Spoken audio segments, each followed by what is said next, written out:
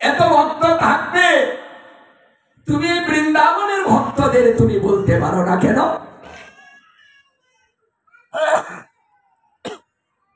আরো তো অসংখ্য ভক্ত তোমার আছে, তাদের কথা তুমি একবারও বলো না। শুধু বৃন্দাবনের ভক্তের কথা তোমার মনে পড়ে। রাধারানী তোমাকে কত ভালোবাসে যে তুমি তার কথা ভুলতে পারো না। কিন্তু সেটা আজকে হারে হারে টের পাচ্ছে। এমন ভাবে সেবা রাধা ভিন্ন দ্বিতীয় কেউ দেয়নি, নারদ নিজে দেখেনি। এত বাধা, এত বিপত্তি, এইভাবে ভালোবাসা মুখের মধ্যে করেও কি সেবা দেওয়া যায়? এটা কি জ্ঞানে ধরে?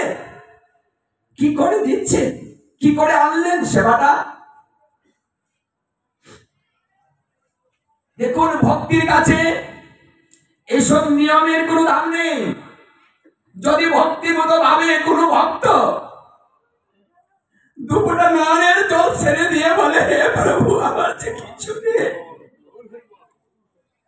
এই জগতে যা কিছু আছে সব কিছু তোমার প্রভু, আমি আজ তোমাকে কিছু দিতে পারিনি। সবাই সবকিছু দিতে পারে, কিন্তু আমি পারি না। এই যে আমি পারি না বলে যদি নয়নের জল ছেড়ে দেয়, তার চাইতে বড় পাওয়ার কিছু নেই।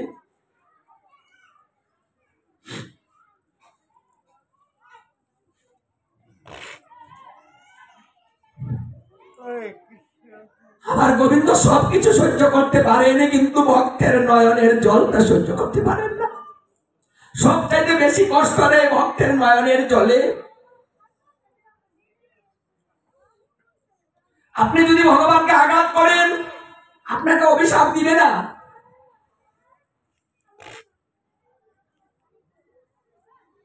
সমস্ত কিছু সহ্য করে নিয়ে যায়, কারণ একটা সন্তানের মতো। একটা সন্তান যখন ছোট থাকে, আমাদেরকে কত অত্যাচার করে, আমরা কিচ্ছু মনে করি না, সবকিছু হেসে হেসে উড়িয়ে দেয়। তাই ভগবান বলছে, আমার ভক্ত যদি আমার বালকের মতো হয়, ছোট থাকে, অবুঝ অবুঝ বালকের মতো যদি কোনো ভক্ত হয়, সেই ভক্তের সমস্ত কিছু আমি সহ্য করতে পারি, আমি কিচ্ছু মনে করি না।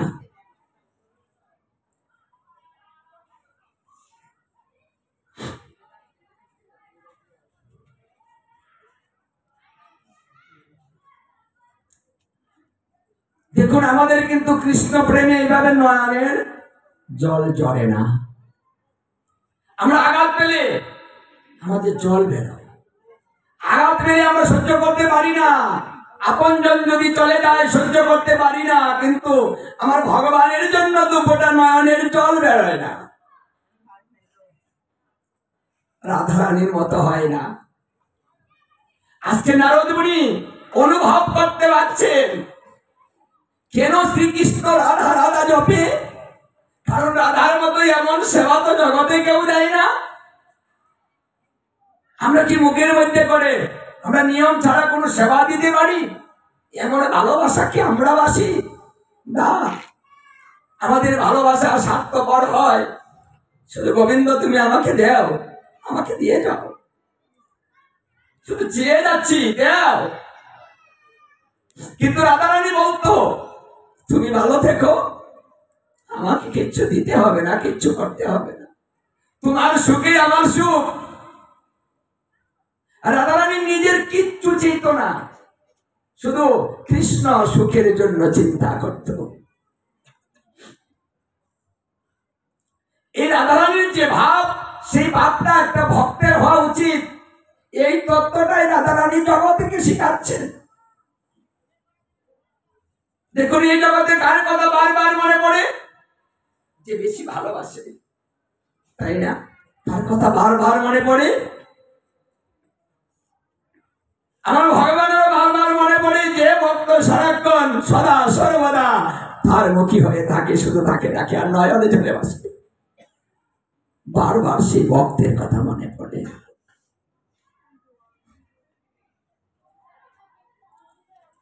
নারদ মুনি স্থির থাকতে পারছেন না, নারদ মুনিও কাঁদছেন, হে রাধারানী, তোমার কাছ থেকে আমি সেবা তত্ত্ব শিখলাম, তুমি এইভাবে সেবা দাও আমি জানতাম না, আর এইভাবে সেবা দেওয়া যায় আমি এটাও জানতাম না।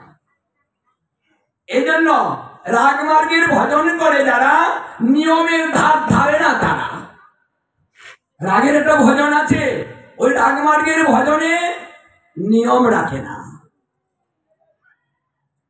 ওটা শাস্ত্রকে অতিক্রম করে ফেলে। ভক্তের ভাবে সেবা হয়, ভক্তের ভাবে সব হবে, অন্য কোনো ভাবে নয়। উচ্চাঙ্গের ভজন, এই ভজন বেশি করে না মানুষ,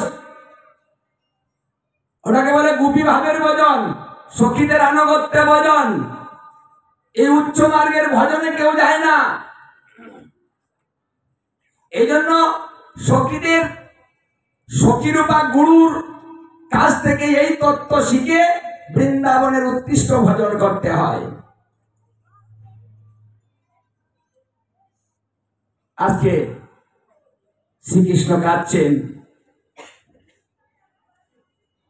শ্রীকৃষ্ণ কাঁদছেন রাধারানীর ভাব দেখে। হে রাধে, তুমি কেন কাঁদছো আমি বুঝতে পারছি। হে রাধে, তোমার সেবা বন্ধ হবে না, তুমি কেঁদো না, কারণ তুমি কাঁদলে আমি সহ্য করতে পারি না, কারণ আমি ভক্তের নয়নের জল সহ্য করতে পারি না। এই জন্য আমি বলেছিলাম, যদি কেউ কিছু আমাকে দেয় বিনিময়ে আমিও তাকে দেই।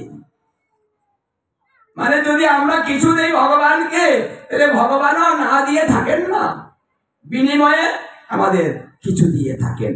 আমি কারো কাছে ঋণী থাকি না, কিন্তু ভগবান তো তখনই ঋণী হলেন যখন ভক্তে নয়নের জল দেয়, তখন ভগবান ঋণী হয়। এই অনন্ত কোটি ব্রহ্মাণ্ডের মধ্যে এমন কোন বস্তু নেই যে বস্তুটা ভক্তকে দিলে নয়নের জলের মূল্য হয়ে যায়, দিতে পারেন না। তখনই তিনি সিদ্ধান্ত নেন, আমি নিজেকে আমি সেই ভক্তের কাছে বিকিয়ে দিব। তখন তিনি ভক্তের কাছে নিজেকে বিকিয়ে দেন, কারণ ভালোবাসার মূল্য দ্রব্য দিয়ে হয় না, ভালোবাসার মূল্য ভালোবাসা দিয়েই দিতে হয়। আর এই ভালোবাসার মূল্য দিতে গিয়ে তিনি ভক্তের কাছে নিজেকে বিকিয়ে দেন। রাধে, তুমি আমার জন্য যা এনেছো তা তুমি আমাকে সেবা দাও। দেখুন রাধারানী মুখ থেকে বের করে শ্রীকৃষ্ণকে তুলে দিচ্ছেন, শ্রীকৃষ্ণ সেবা করছে। নারদ মুনি দেখছেন, দেখে বলছেন এমন সেবা তো কোনোদিন দর্শন করতে পারিনি। দেখুন নারদ এমন একটা বর পেয়েছেন যে নারদের কাছে কোনো কিছু গোপন থাকবে না। এটা শ্রীকৃষ্ণ বলেছিলেন যে হে নারদ, আমি যে বরটা কোনোদিন কাউকে দেইনি, আজকে সেই বরটাই আমি তোমাকে দিয়ে দিব। আর এই কথাও দিলাম, এই বর আমি দ্বিতীয় আর কাউকেই দিব না, তাই তুমি একাই থাকবে নারদ, দ্বিতীয় কোনো নারদ হবে না। পৃথিবীতে এমন কিছু থাকবে না যা তুমি জানবে না, আমার লীলায় এমন কিছু থাকবে না যা তুমি জানবে না। তুমি সমস্ত সংবাদ সর্বপ্রথম তোমার কাছেই চলে যাবে, আর তুমি সকলের সকল সংবাদ পৌঁছে দিতে পারবে। এই জন্য যত লীলা বিলাস, ভগবানের যত স্বরূপ, সর্বপ্রথম নারদ দর্শন করে। এমন একটা বর পেয়েছে নারদ, কিন্তু এত বড় একটা জ্ঞানী, কিন্তু রাধা কৃষ্ণের যে সেবাটা, প্রেমটা, এটা কতটুকু গভীরতা, এটা কিন্তু তিনি জ্ঞানের দ্বারাতে বুঝতেই পারছেন না। আজকে এই সেবা দেখে নারদ বুঝতে পারলো যে রাধারানী যেভাবে সেবা দেয়, যেভাবে ভালোবাসে, এই ভালোবাসা দ্বিতীয় আর কেউ বাসে না। যার জন্য রাধারানী হলেন সর্বশ্রেষ্ঠ। রাধারানীর কাছ থেকে আমাদের ভজন তত্ত্ব শিখতে হয়। এই জন্য সখীদের আনুগত্যে আমাদের ভজন করতে হয়।